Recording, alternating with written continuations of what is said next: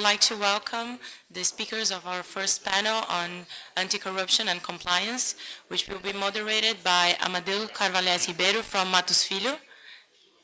Please welcome.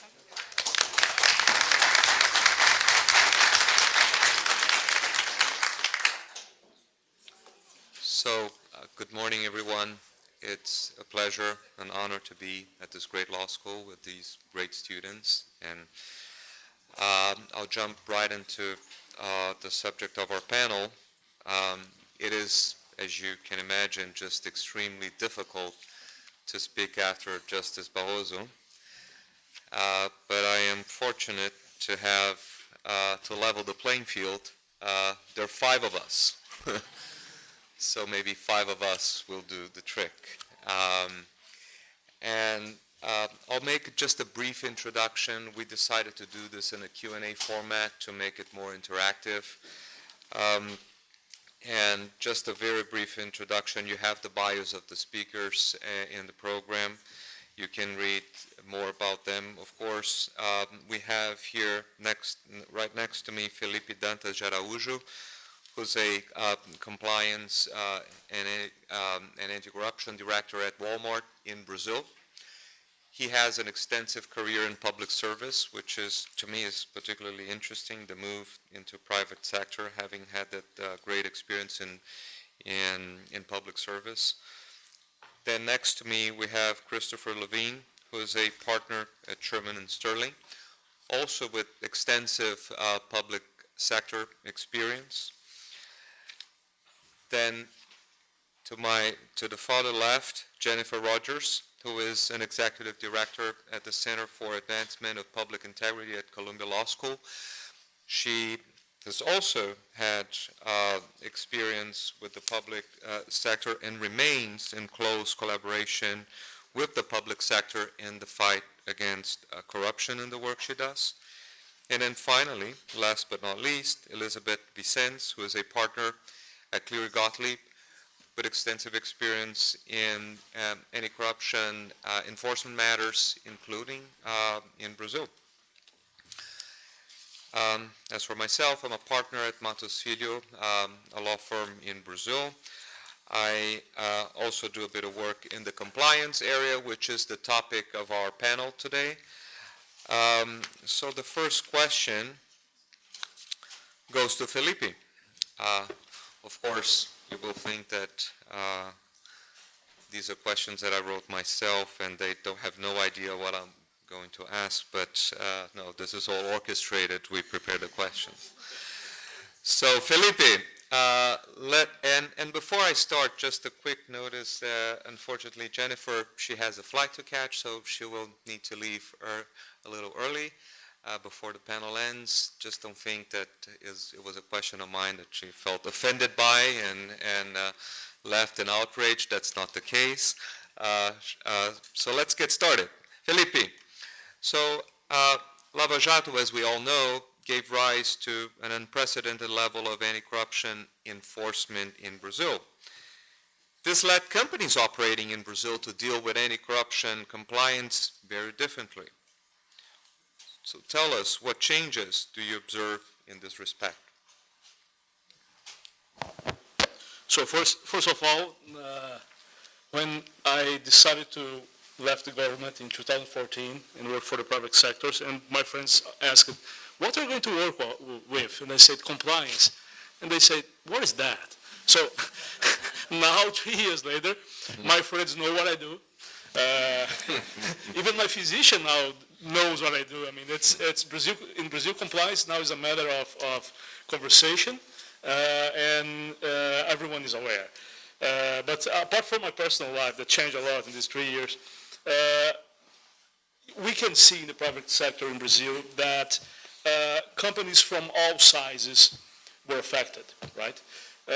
Obviously, for big companies, especially multinational companies, as Walmart, as an American company, that already had anti-corruption and integrity concerns, the very decision to operate in a development country already brings the knowledge of the costs of compliance in this kind of scenario, right? And compliance as a business function, as a business purpose, has its costs. And in order to be properly executed and with the relevance that the courts will acknowledge, the companies must demonstrate that the expenses and the processes of compliance, they are risk-based, meaning that the level of commitment and the level of expenses is based on the risk of the market scenario where this company is going to operate. So obviously for these big multinational companies, operate in Brazil has become more expensive because of the increased compliance costs, right? But I have noticed change not only to big companies, but also to local companies. As Minister Barroso said, now executives, now powerful people have fear of being arrested. So it's visible when you discuss this in benchmarkings with executives, with operational executives of other companies, that now people have the personal fear of being arrested. Not only when they come to Disney, to United States, right, but also in Brazil, right? And also to smaller companies, you have seen an increased interest of smaller companies to get compliance programs, obviously adapted to their means. But another move is that big companies are also demanding that their service providers have compliance programs, right? So this generates, when you think in the market, in the supply chain of the market, this generates a chain of compliance demands, of contracts that have obligations that the partners, that the parties that sign the contract implement compliance programs. So this operates sort of a cascade of compliance obligations and compliance programs across the country, right? And we have seen it also not only for companies, but also for non-profit organizations.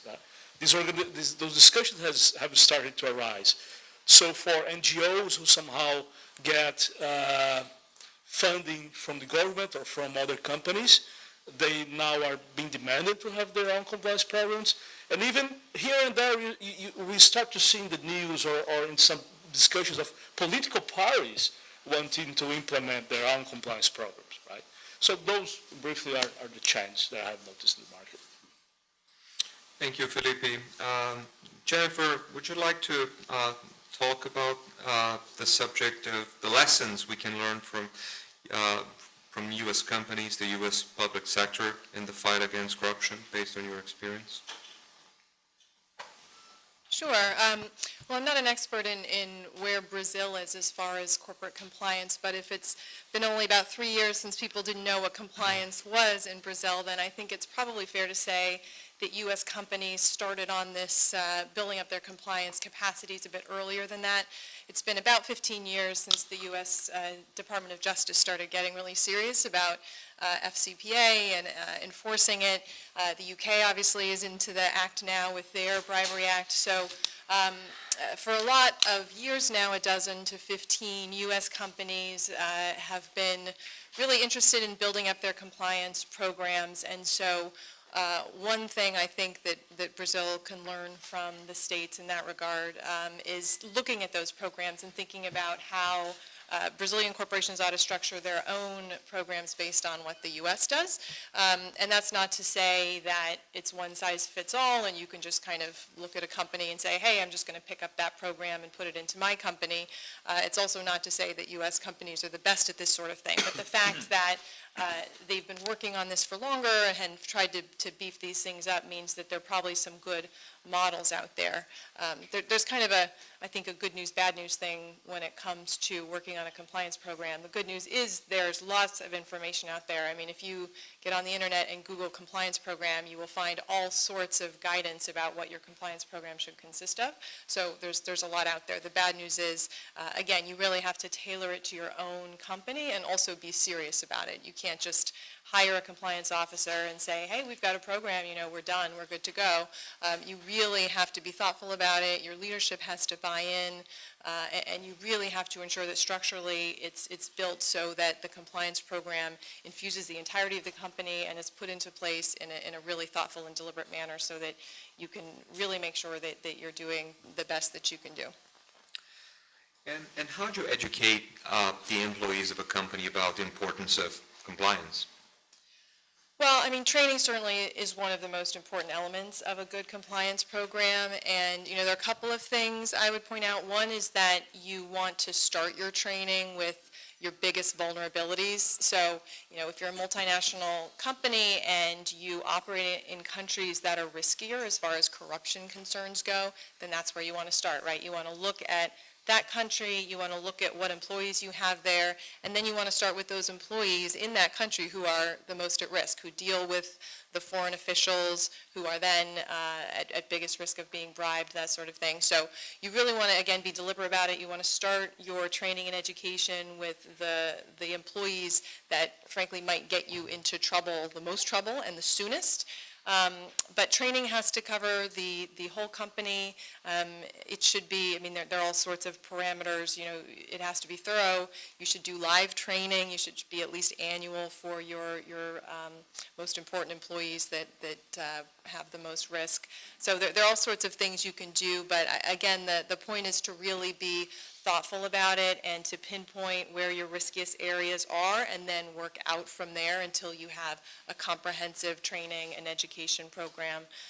And the other thing I would say is that, you know, there's a cliche, tone from the top, right? You have to have a tone in your company of integrity and ethical behavior. It has to kind of emanate from the top down and spread throughout the company, and it can't just be the cliche, right? You have to actually work at it and make sure that you're really trying to have your company be transparent in the way that it operates and have ethical standards that go through the whole company. Thank you. Liz, would you like to maybe weigh in? Absolutely. Apologize. So I echo a lot of what Jennifer said. I mean, I was taken, you know, by Justice Barroso's comment about 1976, and that being the year when he started his career and when we started to see changes in Brazil in terms of its democracy. Well, that was also the year that the FCPA was enacted in the United States. And so, you know, you've had 3 years of the Clean Companies Act, I think. Less than that since the Programa de Integridade was implemented by the CGU and compliance guidelines were provided to Brazil. In the United States, we've been living with this for 40 years now.